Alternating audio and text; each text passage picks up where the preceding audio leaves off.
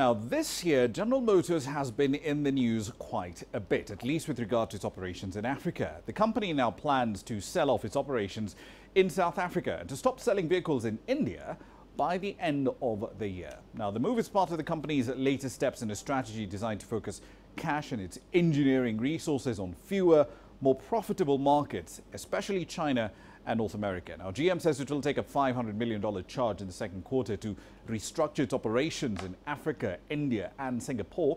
It will also be cancelling most of a planned $1 billion investment to build a new line of low-cost vehicles in India. Now, the moves are expected to save roughly $100 million a year in a sector of GM's global business that last year lost $800 million. GM has also said it's investing about $600 million a year in an effort to develop autonomous vehicles and transportation services. The company plans to sell its South African factory to Japan's Isuzu Motors. It's the same company, incidentally, that bought out its East African operation in Kenya.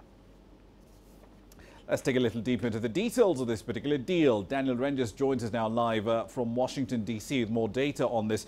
Daniel, just before we jump into GM, we understand the White House is planning to expand this ban on laptops and other larger electronic devices into all flights coming into the continental United States. Tell us more about that.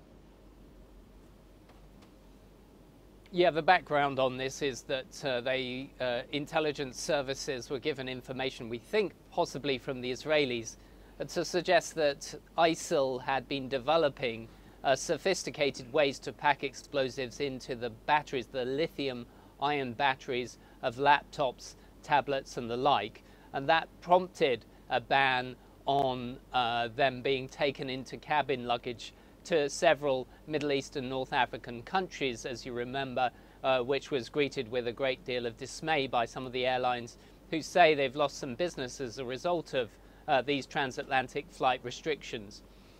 Well, in the interim period, the United States has been having discussions with its European partners and with US airlines to expand this to many other flights. The latest details are that following discussions with the Europeans, the US authorities have agreed that this shouldn't be just restricted or expanded to Europe, but should be a worldwide thing. There are practical difficulties, however. Firstly, is the fact that it will discourage many travelers, especially those who have confidential information on their laptops that they don't want to get rid of or don't want to put in into the hold.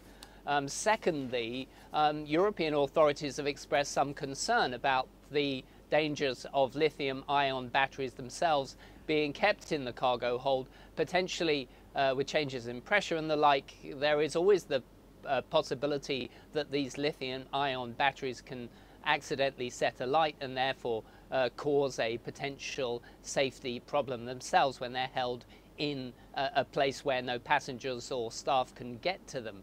So there are some practical difficulties. There's potentially a huge business problem with this for the airlines, and it could discourage many passengers from flying to the United States, business travelers, instead saying that they might go on to video, sharing calls in order to avoid these practical problems.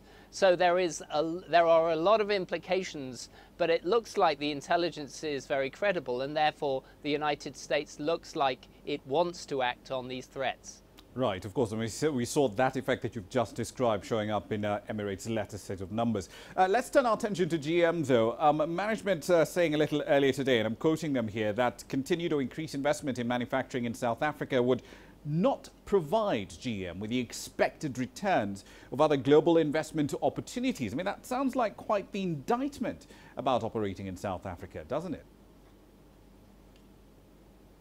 I think it's worth us taking a step back and reflecting the incredible success story of the auto manufacturing in South Africa, which has brought about a 60% rise in manufacturing of cars and trucks in the last 6 or 7 years.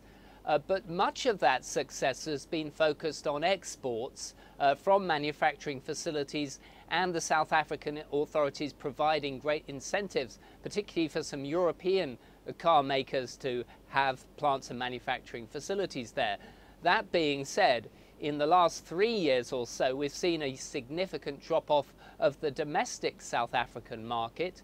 And in that context, despite the fact that in the long or medium or long term, we're expecting the South African market to grow, nonetheless, GM has struggled to sell cars. I think around about 41,000 vehicles were sold under GM last year in South Africa. That is pretty poor.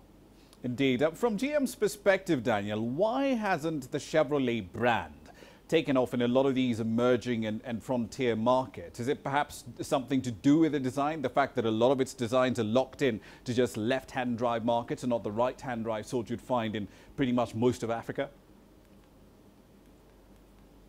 Well, I think it is hard to compete with some of the European brands and also with Ford. The Chevrolet brand doesn't feature in any of the top 10s of cars, light vehicles, or even trucks. And so, you know, when you don't have an established brand in a market, when you don't have all of the infrastructure necessary to really promote that in a through-going way and provide the necessary incentives, it's very difficult in the short term to boost sales.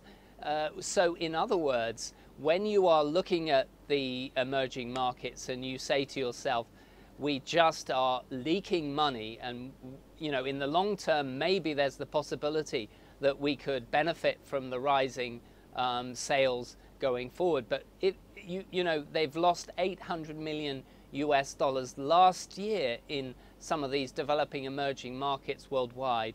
And I think the pressure on the GM board and on CEO Mary Barra is immense to make sure that they get a pretty good return on investment, especially at a time when they are considering a revolutionary change in the way car making is done, namely driverless cars, automation.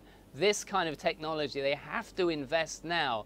And I think they're looking at some of these emerging markets and say, we just can't afford to lose any more money. It costs so much money to have the infrastructure to develop these manufacturing facilities. And then if you're not making those sales targets, it's simply something they're shaking their head at now.